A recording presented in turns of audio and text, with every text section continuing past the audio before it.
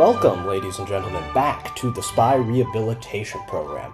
Our next step in our journeys towards becoming better spy players is to understand the invisible and underappreciated duties that a spy has in order to contribute to the success of their team. Now, what are spies generally known for? Now, they're known for backstabbing a bunch of people, and with their sick trick stabs and frags that you see online, top scoring most of the time at the end on the scoreboard, and generally pestering the other team in causing some mischief in the backlines. Now, this generally stems from what other people can see that the spy is doing, such as his score on the scoreboard, his kill streaks, his game stats like his kills, death, assists, and backstabs, etc., and his trick stabs from his YouTube montages that he usually puts out on YouTube. However, Spy does have numerous other abilities that we're going to dive into today, such as some tricks he can do with the disguise kit, playing the objective whenever possible, distracting the enemy team from doing the objective, and utilizing the enemy team's paranoia to control them in various different ways. Our first fun fact of the night is the fact that when you're disguised, you can see other people's loadouts in the corner. This allows you to check for their weapons and see if they have anything unique in their loadout. For example, you can check for a medic's unique medigun, like if they're using the Kritzkrieg or the Vaccinator, or you can check for an NG to see if he's using a regular wrench or a gunslinger, for example. You can also check the enemy's team composition. The model in the corner will be a default model if they don't have that class. This allows you to check to see if they have a sniper on the other team or not. Another trick is that pressing B cycles the model's weapon to the one that you're currently holding. Whenever you disguise as an enemy, the model will always hold up their primary. However, for example, if you hold out your sapper, then it'll switch to their secondary, which is really helpful for disguises like medic, where they will never be caught dead holding their syringe gun out. Our next fun fact is the fact that when you're disguised, you can take health packs while you're at full health, and while your disguise is at full health. So this allows you to steal health packs from flanks and the backlines, and you can stop retreating enemy players from getting the health and ammo that they need by just blocking them off or just taking the health pack before they get to it, so they're left with full health. However, with great power comes great responsibility, because do not steal the health packs from your teammates who need it. And for our last fun fact of the night, the objective is how you win a round or a game in TF2.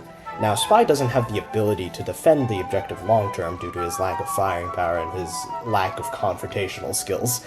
However, Spy still does have a hitbox to interact with the objective, unless you're cloaked or disguised, in which case you won't be able to interact with the objective at all. This allows Spy to capture the point when the opportunity presents itself. Now, this can lead to something we call spy capping.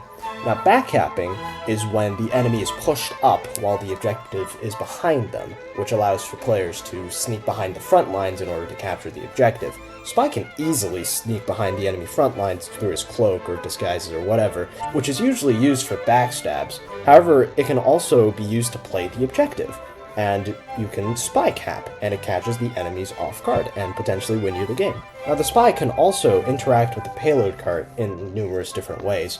Now, the payload cart falls back after a short countdown if it hasn't been pushed for a while. However, players can stop this if they just touch the cart for any amount of time, even for a split second. Now, this is great for Spy because Spy can quickly decloak and recloak on the cart to stop lost progress, which is really helpful if you want to preserve your progress and not let the cart roll back. Another cool trick is that the cart heals like a level 1 dispenser, so if you're on red, then you can disguise as blue in order to leech some health off of the cart if you're in a pickle.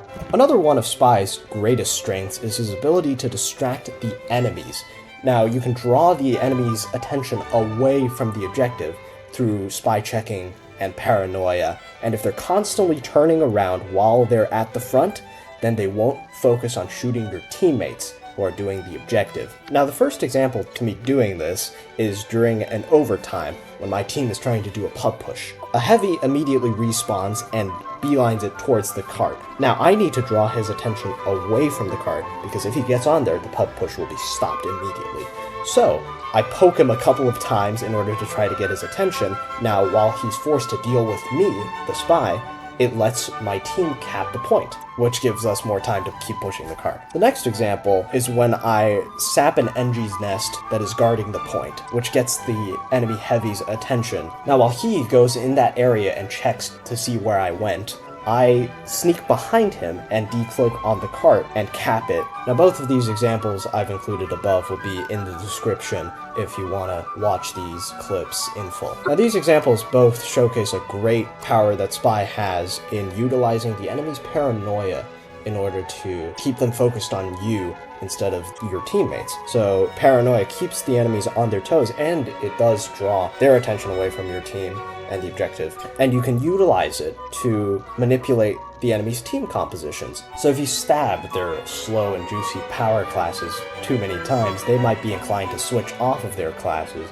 and pick a worse class, such as Pyro, to snuff you out.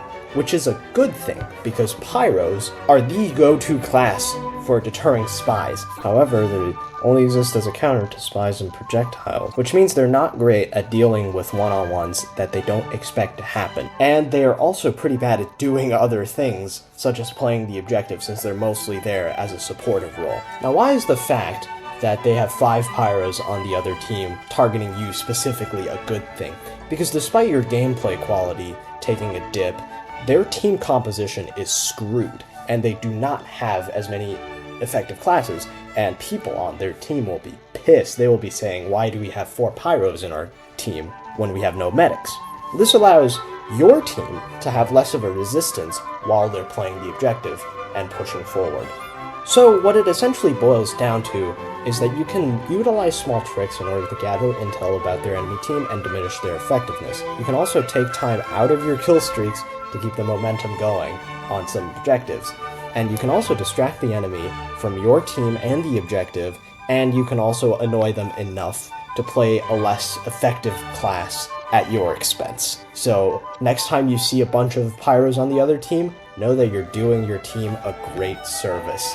And that is my presentation on the underappreciated role that Spy plays. Beyond the scoreboards and the flashy kill streaks, he could do many things that most people don't even realize he's doing. Thank you for listening.